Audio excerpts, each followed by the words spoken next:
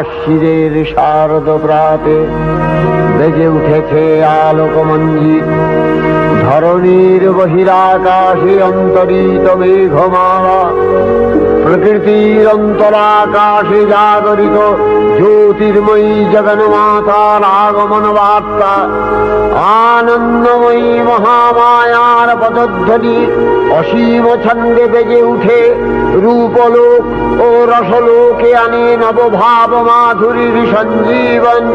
তাই আনন্দিতা শ্যামলী মাতৃকার চিন্ময়ীকে মৃন্ময়ীতে আবাহন। আজ চিৎশক্তি রূপিণী বিশ্বজননীর শারদশ্রী বিমণ্ডিতা প্রতিমা মন্দিরে মন্দিরে ধ্যান বোধ